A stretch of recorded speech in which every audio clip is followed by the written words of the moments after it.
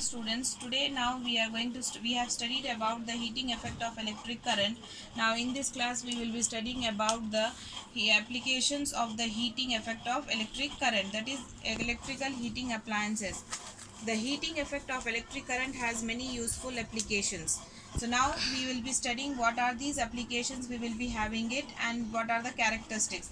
Electric heating appliances. The heating effect of electric current is utilized in manufacturing of many heating appliances such as electric heater, electric toaster, electric kettle, electric iron, electric oven, etc. The basic principle of all these appliances is same. All these heating appliances contain coil of high resistance wire made of nichrome alloy called heating element. When electric current is passed through it, this heating element nichrome alloy, a large amount of heat is produced in the heating element because it has high resistance. The heating element is generally nichrome having 60% metal, 25% iron and 15% chromium because it possesses the following characteristics. The first characteristics which is having is it has very high resistance. As it is having very high resistance, so a large amount of electrical energy is converted into large amount of heat energy. As it is having high resistance, we have seen in the Ohm's law that I is inversely proportional to R. So as R is higher, the current produced moving through it will be very less and it will be producing it more heat. The second point is it has the high melting point. As it is having high melting point, it can be heated till it red hot without melting. So as it is having high melting point, so we can heat up it to red hot and it will start glowing it. The next is it does not oxidize easily even at a high temperature. Means if we are raising the temperature up to 1000 degrees Celsius also, this heating element is not going to get oxidized.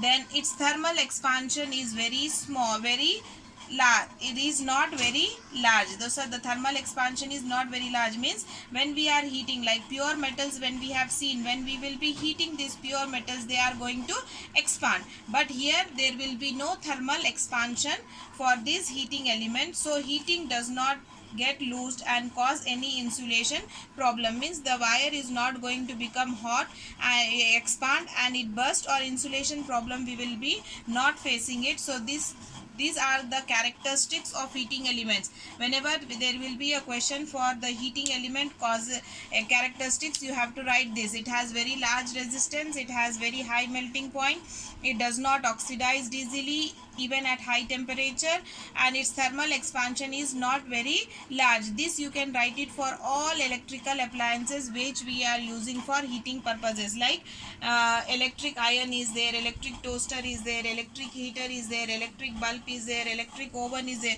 For all these electrical appliances you have to write the same characteristics. The second is about the electric bulb.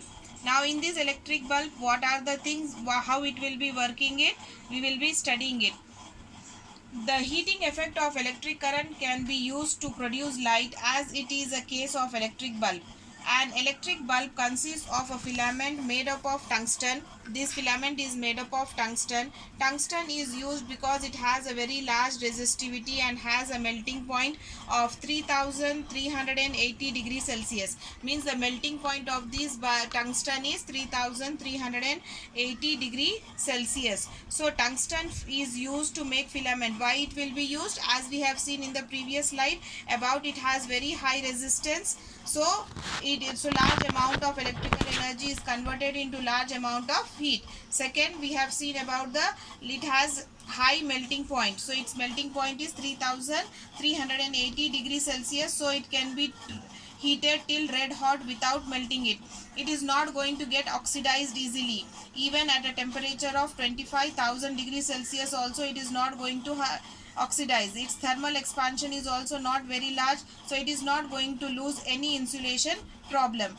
So these are the heating element of tungsten which we will be using it. Now in this bulb we will be having the electric bulb is filled up with a small amount of inactive gas such as nitrogen or argon gas will be filled in this one to prevent oxidation and evaporation of the filament. The filament should not get oxidized and it should not get vaporized. So for that reason this gas is filled and hence prolong the life of the filament of electric bulb. The tungsten filament is thermally isolated using an insulating support. So we will be having two insulating support will be there. With this support they will be attached.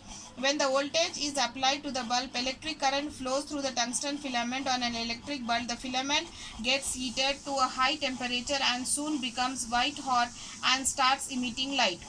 The filament bulbs are insufficient because most of the power consumed by this filament is emitted as heat and only a small part of electric power is emitted as light. On the other hand, we can able to see other things like they will be having a thick copper wire, a glass bulb will be there, a metallic caps will be there which will be fixing it in the bulb, then fixing pins will be there, and these are the two contact pins, negative and positive terminal, which will be get attached, and these are the pins which will be fixing it in the holder. So now why these bulbs are not replaced by the fluorescent bulb or CFLs?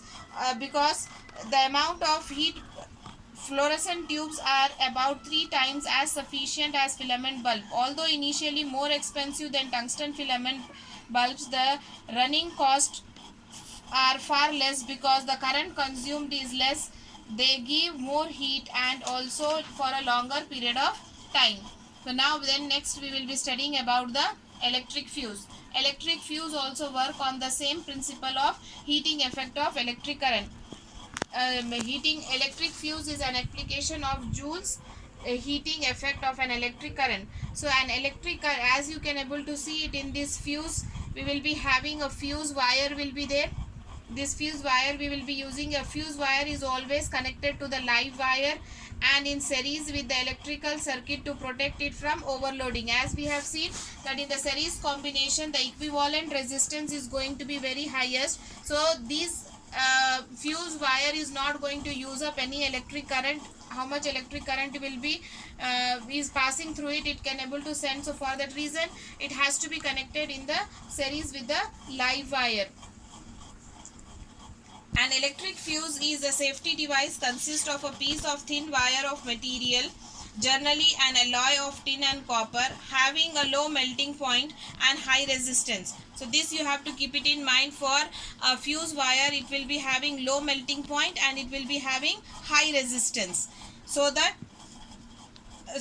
which on melt breaks the circuit if the current exceeds the safe value, hence preventing the electrical appliances in the circuit from getting damaged. So it should be at low melting point. So when the current exceeds to its limit, it will heat up, it will melt and it will break the circuit and our appliance is going to be safe.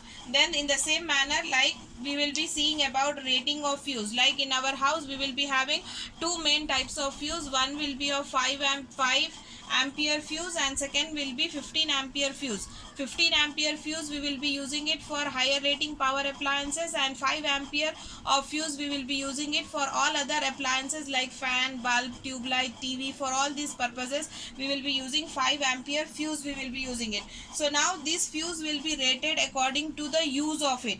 Means like if suppose we are having an appliances which can work on 5 ampere, then we have to the maximum current which can flow through the fuse without melting it is called as its rating. So if it is exceeding, like if the appliances is of 5 ampere and current flowing through it is 6 ampere, in that case what this fuse will be doing, it will be get heat up, it will melt and it will reduce the break the circuit. Nowadays in the houses we are increasingly using the miniature circuit breakers, that is MCB, to protect the household wiring from overloading or short circuiting it.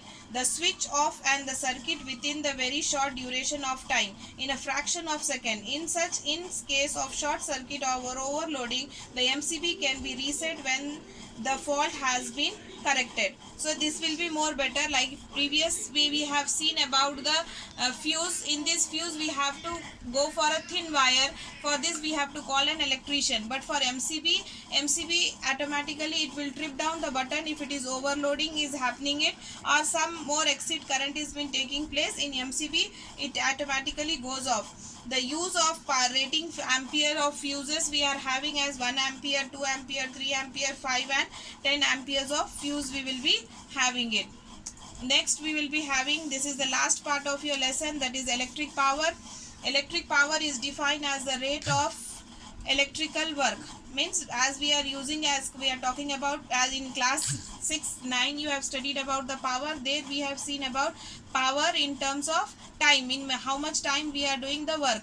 Here as it is an electric power, so we will be talking about the electrical work done. Electrical work done is equals to, we will be having electric power is equals to electrical power done by time taken. So E is equals to P is equals to E upon T, and E is nothing but the energy. So we will be having VI into T upon T. So this T will get cancelled and we will be having P is equals to VI. Electrical power is a product of volt into ampere.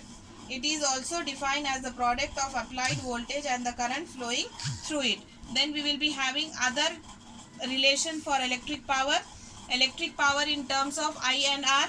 So we know from Ohm's law V is equals to IR, and we know electrical power P is equals to VI. So when we are substituting the value of V is equals to IR in here, when we will be substituting the value of V is equals to IR in P is equals to VI, we will be getting I square R. So in terms of I and R, we will be having P is equals to I square R.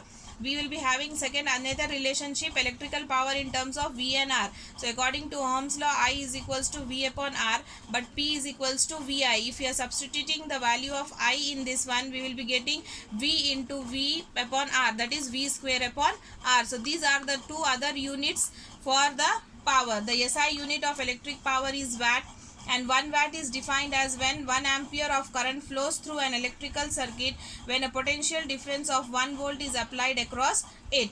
So this is called as 1 watt. And the other units for watt is 1 kilowatt is equals to 1000 watt, 1 megawatt is equals to 10 raised to 6 watt, and 1 horsepower is equals to 746 watt. These all three units you have to use it in your numericals, where we have to convert the electrical power into watt only. Then we will be having relationship between the electrical energy and electrical power. Electrical energy is equals to electrical power into time. If the potential difference, V is a potential difference and I is the current flowing in the circuit for a time taken T, for a current flowing through the circuit, then E is equals to V into I into T, and P is equals to VI. VI is nothing but we will be having E is equals to PT. Then we will be having 1 kilowatt hour is equals to 3.6 into 10 raised to 6 joules. This you have studied in class 9 when you have studied about the power. 1 kilowatt hour is equals to 3.6 into 10 raised to 6 joule. Electrical energy consumed is equals to power into time upon 1000 you have to take, and total cost if you want to calculate number of units into cost of 1 unit you have to take, and 1 kilowatt is equals to 1 unit we have to take. So this is all about your lesson for class 10 about the electricity. Thank you. Stay home, stay safe.